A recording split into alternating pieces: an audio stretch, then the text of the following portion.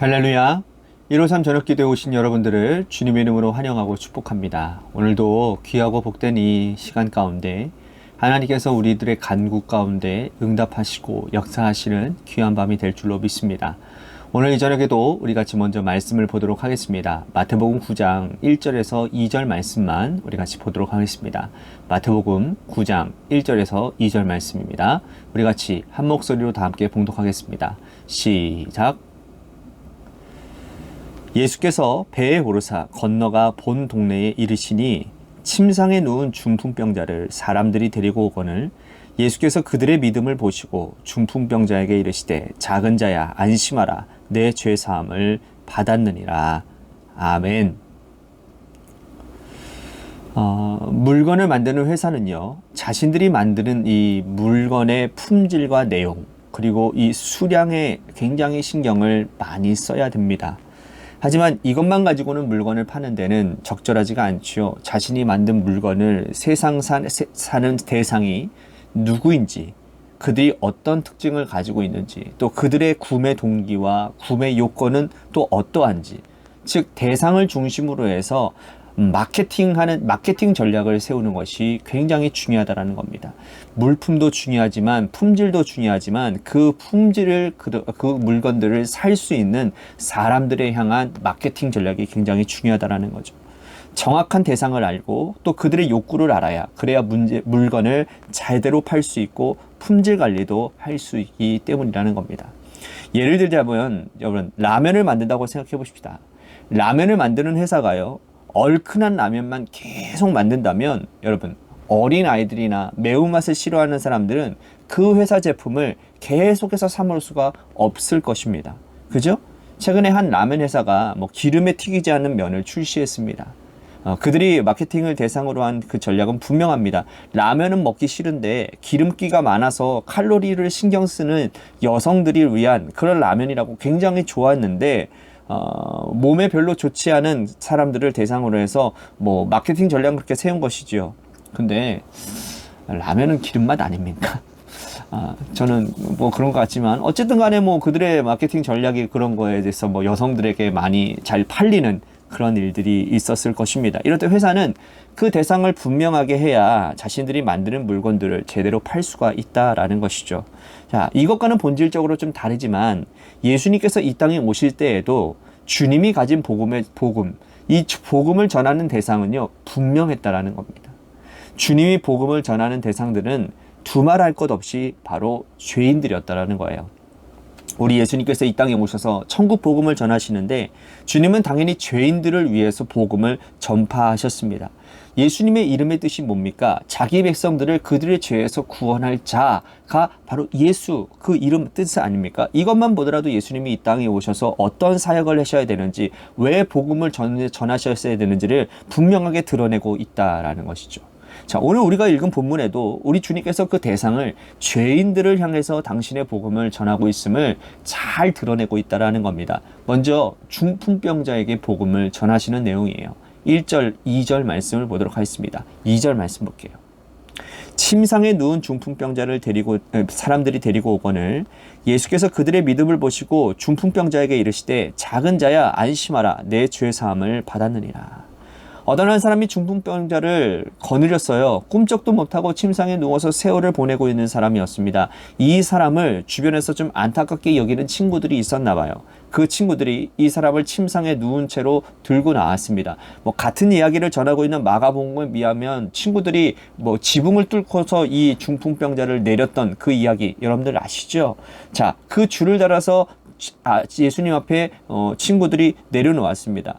어쨌든 간에 이렇게 열정적으로 간절한 마음으로 중풍병자를 데리고 나온 친구들과 이렇게 해서라도 예수님 앞에 나온 중풍병자의 동일한 마음이 무엇이겠습니까? 그건 그들이 중풍병으로부터 빨리 해방되고자 하는 간절한 마음이었을 거라는 거죠.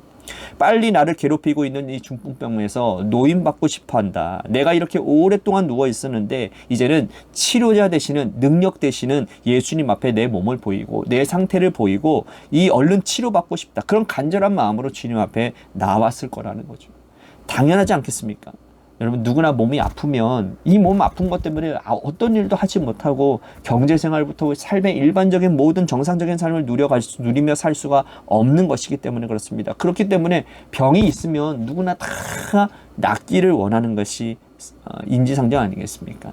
그런데 그런 마음을 아시는지 모르는지 예수님께서 중풍병자를 보시고서는 하시는 말씀이 뭐냐? 작은 자야 내 죄사함을 받았느니라 라고 말씀을 합니다. 사실 중풍병자나 그를 데리고 온 친구들이나 이 말씀을 듣기 위해서 데리고 온 것은 아니잖아요. 그렇죠? 고침받기 위해 데려온 것이지 죄사함 받게 해달라고 그렇게 온 것은 아니지 않습니까? 그런데 예수님께서는 그들의 병을 먼저 고쳐주시는 것이 아니라 죄사함을 먼저 선포하고 계셨다는 겁니다. 사실 이들에게는 굉장히 당황스러웠을 거예요. 그죠? 이들은 죄사함을 받기 위해 온 것이 아니기 때문인 것입니다. 그런데 우리가 여기서 주목해야 될 것은 예수님의 관심이라는 거예요. 우리 주님의 관심은 우리의 외모나 우리의 삶의 모습에 있는 것이 아니라 주님의 관심은 우리의 영혼에 있다라는 거예요. 내 영혼이 죄인인지 의인인지 하나님 앞에 뿌리를 두고 있는지 그렇지 않은지 우리 주님은 우리의 마음과 심령 속까지 꿰뚫어 보시는 분이시기 때문에 마음 중심이 하나님을 향하여 올바로 놓여져 있는지 주님은 그것 한 가지만을 관심을 가지고 계신다라는 겁니다. 그런데 사람들의 관심은 온통 내면에 크게 관심을 갖지 않습니다.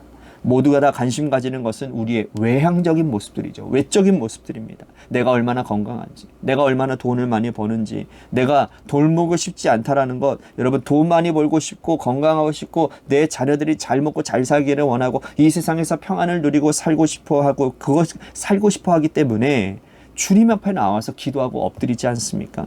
하나님 내 자녀, 내 건강, 하나님 내 일터, 하나님 우리의 물질적인 모습들 이런 모든 것들을 가지고 주님 앞에 기도드립니다. 하지만 그때마다 우리 주님께서 우리들에게 하시는 말씀은 얘들아 내 관심은 너의 외적인 모습이 아니라 너의 영혼이야. 영혼이야. 우리가 조금 더 생각해 보면 우리 주님이 왜 그렇게 말씀하셨는지 왜 이렇게 영혼에 관심을 가지시는지는 금방 알 수 있습니다. 왜냐? 죄 짓는 상태로 돈 많이 버는 것, 죄 짓는 상태로 우리들이 건강한 것, 여러분 절대로 그건 축복이 아니에요. 오히려 죄가 죄를 더할 뿐이라는 겁니다. 영혼이 바로 놓여 있지 않는데, 영혼이 하나님 앞에 바르게 방향지어 있지 않은데, 여러분 우리 자녀가 번성하고 잘 먹고 잘 산들 그것이 바람직한 모습이겠습니까? 오히려 우리 자녀들이 이 세상에서 훨씬 더 많은 죄를 짓고 살아갈 것입니다. 내가 죄인인데 아직도 내 죄의 문제 해결하지 못했는데 몸이 건강하면 건강한 육신, 그 육신 가지고 오히려 죄의 앞잡이 노릇하고 죄의 종 노릇하며 살아갈 수 있다는 거예요. 그렇기 때문에 우리 주님께서는 영혼의 문제, 죄의 문제가 무엇보다도 중요하다라고 말씀하고 계시는 거예요. 그러므로 오늘 우리가 주님 앞에 엎드려 기도할 때마다 내 외향적인 모습들을 먼저 아뢰기 전에 우리의 영혼을 먼저 돌봐야 될 것입니다. 내가 지금 어떤 죄에 빠져 있는지, 혹시 내 영혼이, 내 육체가 하나님 기뻐하시지 않는 일을 범하고 있지는 않은지, 우리 주님의 관심이 영혼에 있고 죄인을 구하는 데 관심이 있기 때문에 그것 가지고 주님께 나아오기를 바라겠습니다.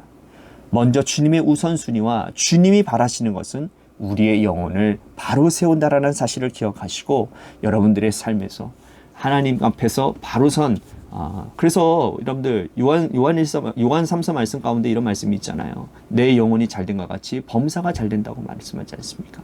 오늘 우리의 영혼을 점검하는 그런 기도의 시간이 되었으면 좋겠습니다.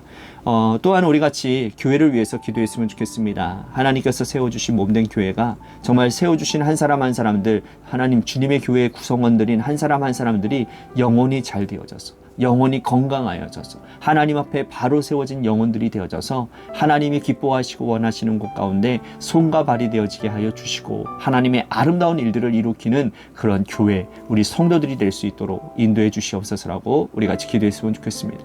또한 우리 육신의 질병을 갖고 있는 우리 성도님들을 위해서 기도했으면 좋겠습니다. 오늘 이양숙 권사님께서 전화가 왔는데 신경적으로 굉장히 예민한 일들이 많이 있었나 봅니다. 신경 예민한 증세로 그런 일들이 일어났다고 하시는데요. 그래서 이제는 멀리 아주대 병원까지 갈 필요는 없고 이제 가까운 병원에서 통원 치료하시면 된다라고 말씀을 들었습니다.